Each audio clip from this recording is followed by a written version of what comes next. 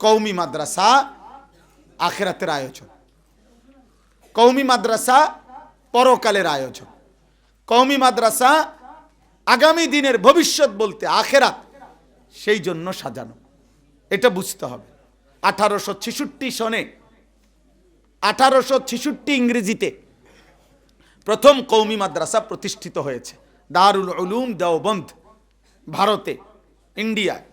তৎকালীন ব্রিটিশ পিরিয়ডে 1857 সনে, 1757 সনের নবাব সিরাজউদ্দৌলার পতনের পর ব্রিটিশ ইস্ট ইন্ডিয়া কোম্পানি যখন পুরো উপমহাদেশ দখল করে ফেলছে ধীরে ধীরে ইংরেজরা, এই তখন 100 বছর একটানা মুসলমানরা ব্রিটিশের বিরুদ্ধে যুদ্ধ করছে, ছোট বড়।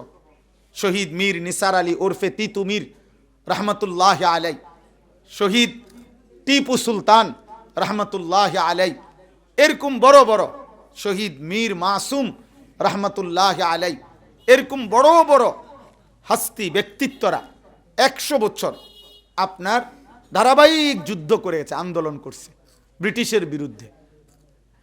এই আন্দোলনের পরে 1857 সনে বরাবর 100 বছরের মাথায় একটা আজাদি আন্দোলন হয়েছিল এই উপমহাদেশে।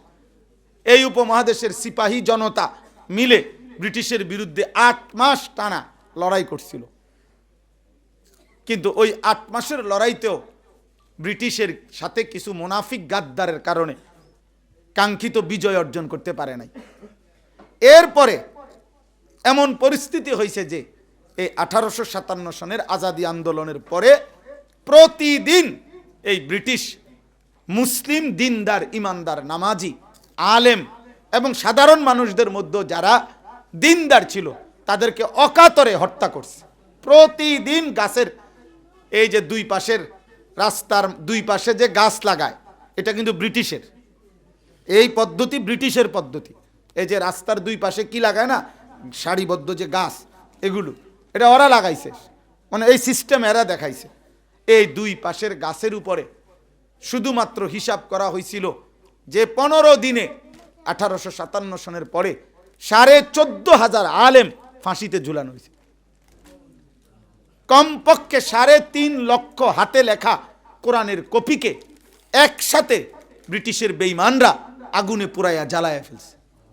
তখন হাতে লেখা কোরআন শরীফ, ওই কোরআন শরীফ কমপক্ষে শুধু দিল্লিতে 1000-এর চাইতে বেশি মাদ্রাসা টোটাল বন্ধ করে দিছে। এই উপমহাদেশের সবচেয়ে বড় মাদ্রাসা ছিল তখন মুসনিদুল হিন্দ শাহ ওলিউল্লাহ মুহাদ্দিসে দেহলভী রহমতুল্লাহর আব্বা শাহ আব্দুর রহিম রহমতুল্লাহর আব্বার প্রতিষ্ঠিত মাদ্রাসা, মাদ্রাসায়ে রহিমিয়া দিল্লি। ওই মাদ্রাসা ছিল তখন পুরা হিন্দুস্তানে, তখন তো অবিভক্ত ভারত বলতো, অর্থাৎ এই ভারত, পাকিস্তান, বাংলাদেশ মিল্লা একসাথ। ওই সময়ের সবচেয়ে বড় মাদ্রাসা ছিল ওইটা। ওই মাদ্রাসার একটা একটা ইট বালু গুড়া গুড়া করে ফেলছে, আমরা সমান করে ফেলছি, একবারে মিশায় দিছে, তো ইতিহাসে আছে।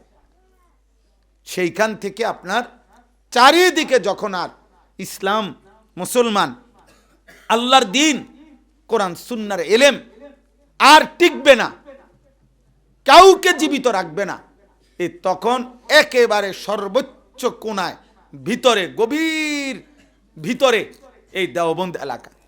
আমি 2022 সালে, কয় বছর আগে আমি গেছিলাম ওইখানে দেখার জন্য দেওবন্দ। তো 2022 সালে কমপক্ষে 155 বছর, 56 বছর পর এই সময় এখনো গিয়ে দেখছি ওইখানে গরুর গাড়ি এবং মহিষের গাড়ি দিয়ে মানুষ চলাচল করে। 22 সালে। এখন বলেন 160 বছর আগে তখন কি ছিল, কতটা অজপাড়াগা। ওইখানেই গোপনে ব্রিটিশের চোখকে আড়াল করে এই দারুল উলুম দেওবন্দ, এই কওমি মাদ্রাসার প্রথম মাদ্রাসা প্রতিষ্ঠিত হয়েছে। যে এই জমিন নাই তো নিরাপদ হবে না, আগামীর প্রজন্ম ইসলাম চিনবে না, আল্লাহ চিনবে না, আখেরাত চিনবে না, আল্লাহর কোরআন চিনবে না। তিল তিল করে এগুলো সারা রাত সারাদিন বলা যাবে। 160 বছরে এই তিল তিল করে আপনার আজকের এই অবস্থান। আজকে সারা পৃথিবীর, কসম খোদার, পৃথিবীর এমন কোন জমিন নাই যেখানে মানুষের অস্তিত্ব আছে সেখানে কওমি মাদ্রাসার খেদমত আছে। এটা খেদমতের বিষয়। আপনি সার্টিফিকেট দিয়ে কিতা করবেন? সার্টিফিকেট দিয়ে করবেনটা কি? আপনি আমি মুসলমান, আপনার সন্তান ইমানদার হবে, আখেরাত হবে, আখেরাত হবে, জাহান্নাম থেকে মুক্তি পাবে, জান্নাতে যাবে। এটা ভবিষ্যৎ। ভবিষ্যতে কি করবে? মানে ভবিষ্যতে জান্নাতে যাবে, ভবিষ্যতে জাহান্নাম থেকে মুক্তি পাবে। ভবিষ্যৎ তো আমরা আখেরাতকে বলি, দুনিয়াদাররা না ভবিষ্যৎ বলে দুনিয়াকে। আমরা তো দুনিয়াকে ভবিষ্যৎ বলি না। দুনিয়া বর্তমান, আখেরাত ভবিষ্যৎ। এখানেই পার্থক্য, এখানেই মৌলিক পার্থক্য। অতএব আমি আপনাদেরকে প্রথম বুঝাইলাম, আপনার সন্তান কেন কওমি মাদ্রাসায় পড়বে? এই জন্য পড়বে, ঈমান শিখবে, আখেরাত শিখবে, আল্লাহ চিনবে, বিশুদ্ধ কোরআন তেলাওয়াত করবে, হালাল হারামের পার্থক্য বুঝবে, জায়েজ না জায়েজের পার্থক্য বুঝবে, চরিত্রের হেফাজত করবে, উপার্জন হালাল করবে।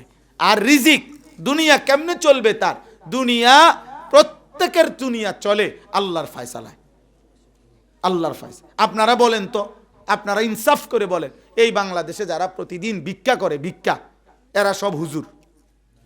কথা বলেন না কেন? তো তারা ভিক্ষা করে কেন? এরা সব কওমি মাদ্রাসার ছাত্র। এই সারা বাংলাদেশের রেল স্টেশনে, বাস স্টেশনে, সর্বত্র যারা ভিক্ষা করে এরা সব এই আমরা কওমি মাদ্রাসার হুজুর। তো তেহারা ভিক্ষা করে কেন? এদের মধ্যে কেউ প্রাইমারি স্কুলে পড়ছে এমন নাই? তো তেহাইতে ভিক্ষা করে কেন? হেতে না পড়লো? হেরার মধ্যে কেউ হাই স্কুলে পড়ছে 7, 8, 9 এমন নাই? তো এইতে ভিক্ষা করে কা?